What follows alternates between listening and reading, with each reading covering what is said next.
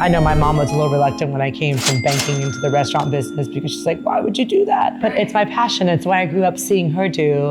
And I think that this is a reflection of who she is and her tenacity coming out in her children, you know, in the next generation. And I get to pay it forward with my daughter as well. Think about all the people that now I get to touch because of the fact that I have this, and there's other immigrants that are out there that are sharing their story right now. And I hope that more people get to their roots and figure out, you know, where they came from, how it has evolved, and how hard it was to even get to the States. Once we become American, I think we get so busy and caught up in our daily lives that we forget this is, all those pieces had to come together to get to this very moment that I'm sitting here in front of you sharing this. Hi, my name is Nopality. I am a writer at Nopality magazine, and this is Asians of Texas. Asians of Texas is a series celebrating the diverse experience of Asian Texans. Each feature expands on what it means to be and belong in this state we call home, and our first guest is Uno Immanivong. Uno Immanivong is a first-gen Asian American chef, entrepreneur, and mother.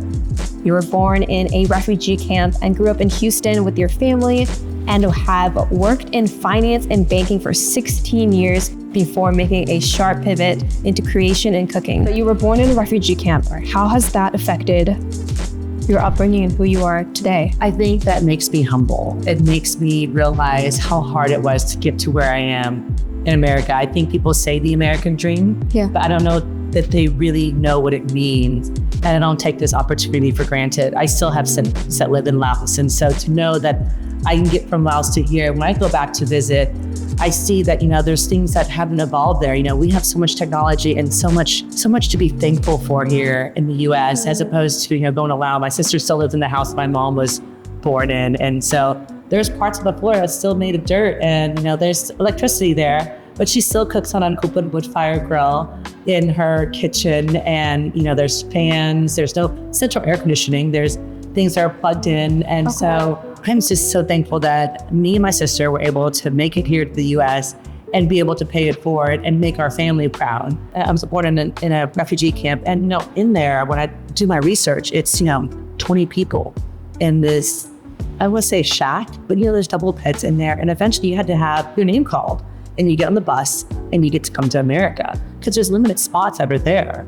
And so to get there, my parents had to work hard and had to have sponsors here in the US. And so we were sponsored by a Baptist church, and both my dad's brothers already lived in Houston. So they were able to vouch for us to get us here to the States. And once we got here, we also had to figure out, you know, how do you make money?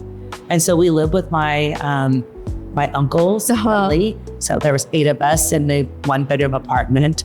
And from there, they all worked to make the rent happen and grow from there and teach their kids the value of hard work. I say that people sometimes get generational wealth, like that generational hard work. Like, I don't know anything but to work hard.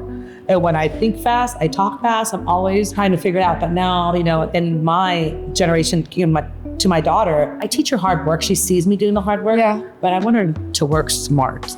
You know, how do you work smart? How do you invest? How do you figure out, like, how to get to the next place and inspire people? And it's not necessarily about currency wealth. It's also about spiritual wealth too. And thinking beyond just like, what do I have? And what do I have to, what can I get from people? It's like, what can I give? And when you give, people will see that. I think that all those things, you kind of open up this pathway of receiving all the blessings, for lack of a better word, that, you know, that everybody should have. I think that people have it. You just gotta be in tune to, you know, what gift you have and how you're gonna give back. You know, you live a life that's fulfilled, however you define it. Right.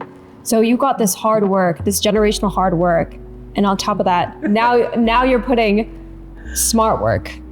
I say that most of the time. Yes, I'm trying to get smarter. Is that what you're trying to do? Yes. So, you know, it's like when I think about, you know, some of my clients that we talked about this earlier, that want to do one-off things. It's so inefficient to do a one-off menu that's not a Red Stix menu, right? Or not a taco menu, things that we've done in the past. So it's like, yes, it's inefficient, but eventually that, I feel like, leads you to something bigger.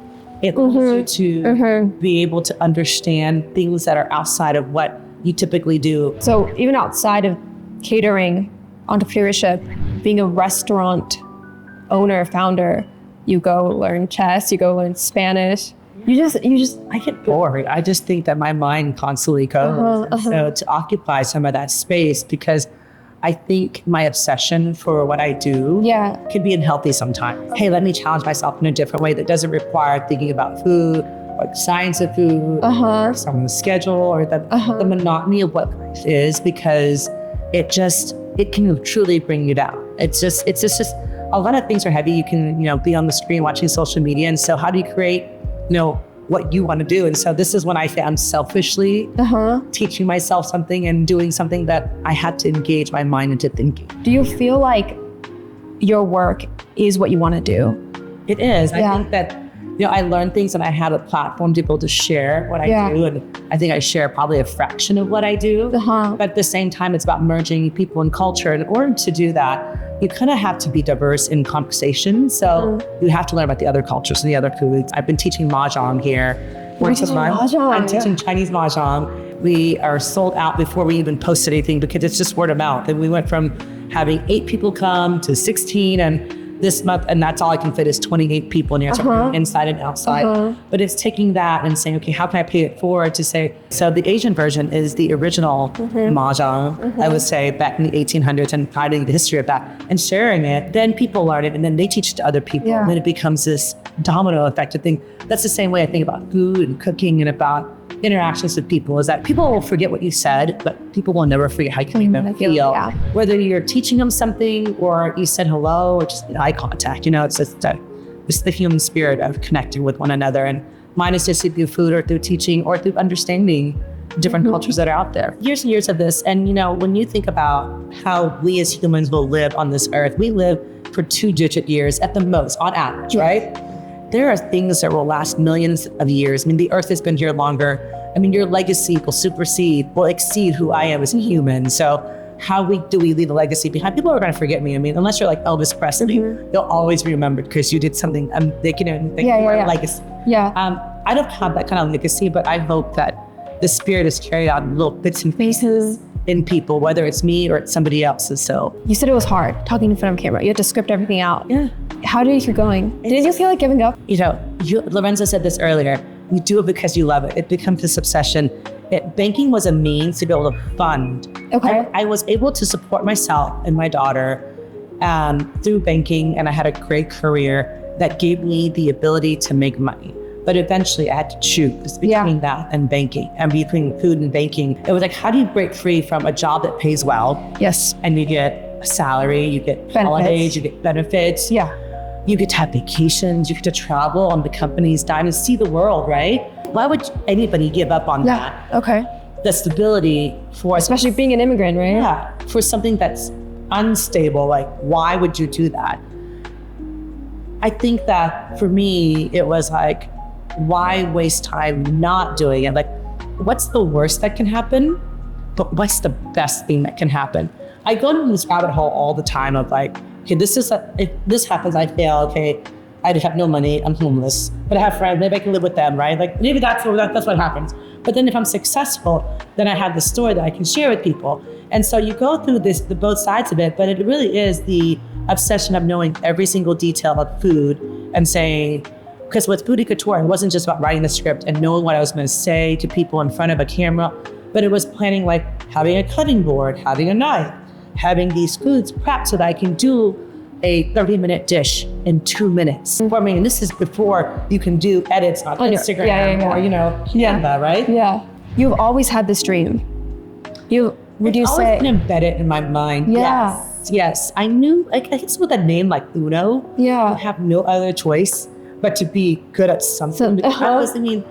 Talk about developing, a thick skin. Okay, where's your name from?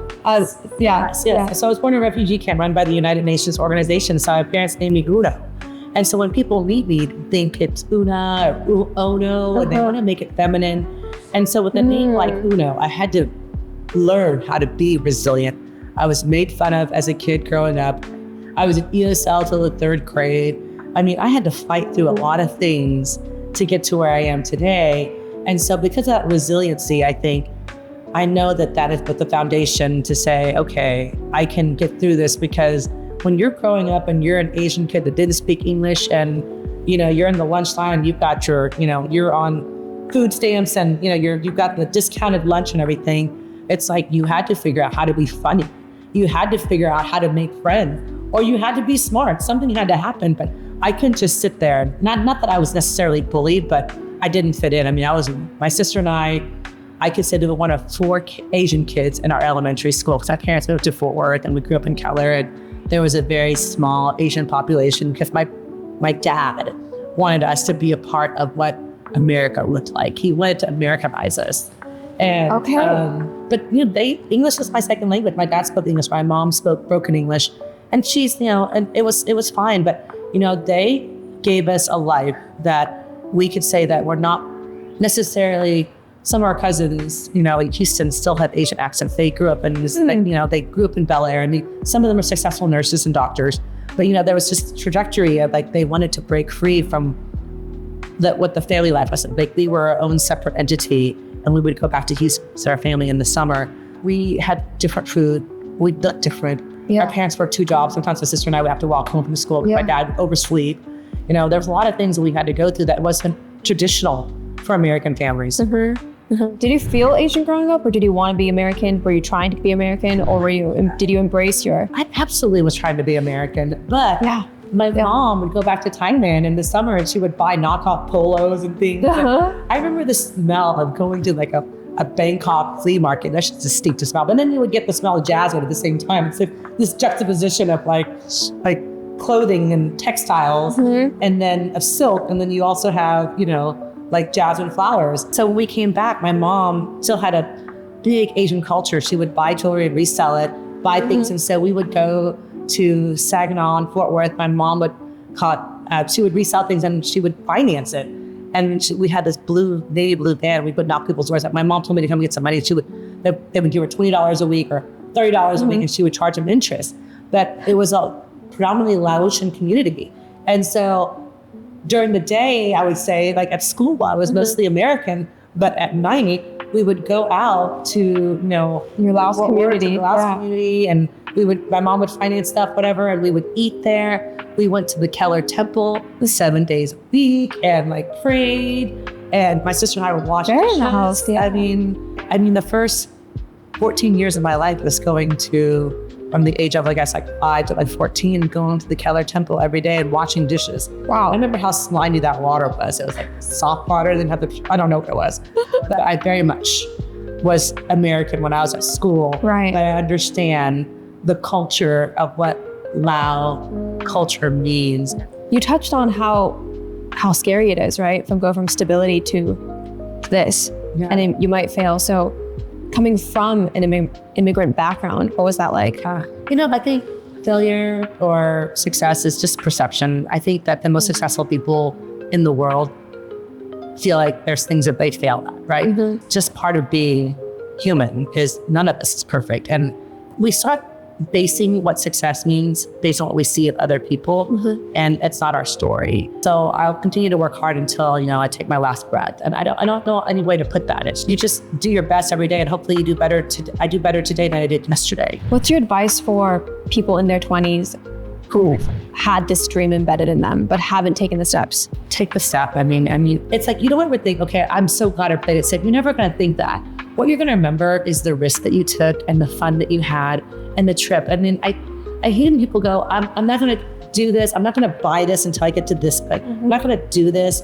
But then when you finally get a chance to do it, are you too old to enjoy it? I mean, when you take your trip to Paris, are you going to be 80 and you can't walk and you're in a wheelchair and you can't enjoy like you were when you were youthful? You can't walk on the cobblestone because you're not as healthy as you were before. Do those things, get the experience, and understand it and appreciate it. I mean, take the trip even if you're on a budget. I remember someone telling me that they took a trip in their high school year and they slept on the subway and the train in Paris because they couldn't afford a hotel room. But it was experience of doing it, right? What's the worst that can happen? What's the best that can happen when you can tell that story and say, you know what? I went to Paris on a budget with $200 in my pocket and I did odd-end jobs for 2 weeks. Me and my brother made it. We slept on the subway. I mean, I would never do that. Don't get me wrong. But stories like that show you that anything is possible, but the first step is doing it. Don't just sit there and think, oh my God, I want to do this. Like, do something small. I mean, if you want to make a watch, understand how a watch is made and make one watch and see if you actually like it. Because sometimes obsessions become these things that maybe you don't want to do it for a living. Maybe you just enjoy it as a hobby. You mentioned not caring about what people think and how you used to care more before. How do you not care? I would say that not caring probably isn't the right words to use, but just for the lack of a better word, it's just like if you take on everybody's opinion, then you will never achieve much. It's like if you start telling people like, hey, I want to do this, someone's always going to be a Debbie Downer and poke holes in why you shouldn't do it. And then that manifests itself into something else, right? Sometimes you just got to keep an idea and do it small and figure it out. And then figure out some of the glitches so that you are able to not debate, but overcome some of the challenges that you're thinking yourself. I think about Sarah Blakely. She's the founder of Spanx. And I love following a lot of women that empower other women. And she started out with $5,000 in her apartment and made Spanx. So she knew the pantyhose were made by men. And it's like, this isn't fit right. This doesn't feel right. And her story is just so empowering because she didn't share a lot. She incubated the idea in her apartment and then started selling. And she was like, she went to Neiman's and they were like, no, we don't want to see. She's like, go try on this underneath your suit so you can't see the seam. Because I mean, a lot of times you could see the seam in clothes and women and then you wouldn't think about it. So she was able to take it to a whole new level. And now she's one of the first billionaire women, self-made from a little idea. And so some days I do feel like a failure for myself. But then I think about what I've done so far in 48 years that my young self, my 7-year-old self, would have never thought, like, I didn't know at 7 what I wanted to do. Really, I knew that I loved cooking and being around people, but I didn't really have an identity. And then I went to banking because it was easy and it was convenient. And I was in a male-based industry and then getting out of that and thinking, okay, I'm gonna do the restaurant. That should be a cakewalk. Oh no. No, being an entrepreneur is nowhere close to being a cakewalk. What is it like being a woman entrepreneur in the restauranting business? You know, it's breaking through barriers in that I remember going into Chino and people thinking Chino Chinatown and people think she's not going to make it. Like she doesn't even know what this means. She doesn't even understand what the hours are. I didn't. I did not know. It will eat you alive if you let it. And that's when you have to have this solid core of say, okay, I can do it no matter what.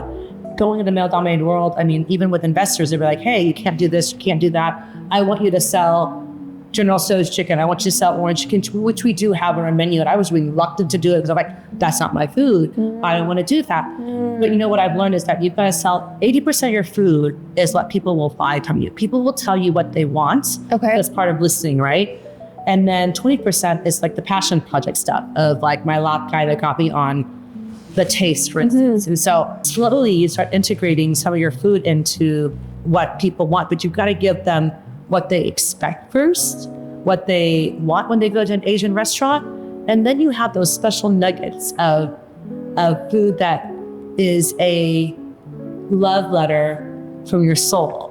So one of mine, for instance, which made it, is duck fat fried rice. I think that if people know me for anything, it would be my duck fat fried rice. And it's got Chinese sausage, roasted pork, which is the char siu, shrimp, and a sunny up egg on top. My mom would always reserve whatever pork we had. She'd make like a pork fat fried rice, but no one wants pork fat fried rice. That doesn't sound as sexy as duck fat. So I create duck fat fried rice, and that's still our #1 seller here at Red Stix. This legacy carries on. You said not wasting cilantro stems. Yeah. And then I had asked you a question about food in Laos or Thai, and you said a whole families get together to use a whole cow. There's no waste there. Circa 8-year-old me, I remember going to this ranch and there'd be like bars, fences up, and the kids would just like sit there and watch the cow. The family would pick a cow. And you can smell the manure. You can, eventually they take them and they slaughter them, and then, they put them on this big like table, and they start processing it there. And people would we literally put them in garbage bags, and we just divide it up. Like, this is, the meat, this is the liver, this is this, and the bones. And you use all of it. Yeah. To this day, I mean, when you go to a Vietnamese grocery store, there's every piece of meat, or any Asian store, you have the bones. Your pork bone marrow is a was a popular thing. Yeah. Asians were eating this. We were making pho from it. Yeah. You know, we were making ramen from it. And, you know, the things that were getting thrown out is actually now we're discovering it's so nutritious. How have you brought that to Red Stix? I try not to waste anything, and I'm trying to find different ways to incorporate more. So when I did lap guy, for instance, that's one of the dishes I had that got me on the taste with Anthony Bourdain. And it is utilizing the whole chicken. So it's chicken liver, hearts, gizzards that's sauteed in aromatics like lemongrass, galanga, ginger. And then you have that with fish sauce. And then I would take the chicken skin that would usually be kind of gummy. You fry it till it's crispy. That's the texture on top. And you eat it with sticky rice. And so I introduced that. And so I'm actually considering bringing things like that back into the menu. I want to be able to introduce people to it and creating something that's unique, that's not just another Asian restaurant. A fun question. If I were going through a breakup, what should I eat at Red Stix? There's three things. Okay. First thing is the duck fat fried rice. I love the sexy egg. Get 2 eggs on there. Like sunny up egg, you break in the yolk. It's so sexy. It's so luscious. It's so fatty. It's just like you can cry into it. The salt just adds to like how unctuous it is. My other 2 things is the ramen broth. I love our tonkatsu ramen. We make it with pig trotters, so pig's feet. And so it's got this like luscious mouthfeel as well because it's got the pork skin in it. It's been braised for hours. And so even when I'm not feeling well, just take the broth and drink that with tons of Thai chilies and onions. But my last thing I would say is the tom kha soup. It's got this coconut broth in it. And again, it's just so, it's soothing. It almost like love from the inside out. When you drink it, you're slurping the noodles and you're eating it. It's just, I know, it just warms you. Things can't be that bad when you're eating something that great that has that much soul in it. I would say I'll add one more. Is the s'mores banana pudding. I've been making it since my daughter was 3. It's banana pudding that's layered with graham crackers, and I torch some s'mores on top, and Hershey syrup for nostalgia, and then a little chocolate piece on top. So yeah, chef's kiss there. Yes. Yeah, where can we find you? Immediately find me on Chef Uno on Instagram. You'll be entertained for hours, whether it's my stories or, you know, my content is all over the pages, just whatever I feel, because I don't have a social media manager. I am it. I am a one-woman show. But yeah, come support the restaurant. Come do catering. I mean, we just talked about like catering. Yeah. I mean, yeah, as much as you can, but not just me. I mean, support other small businesses, other Asian businesses that are out there. Nopality.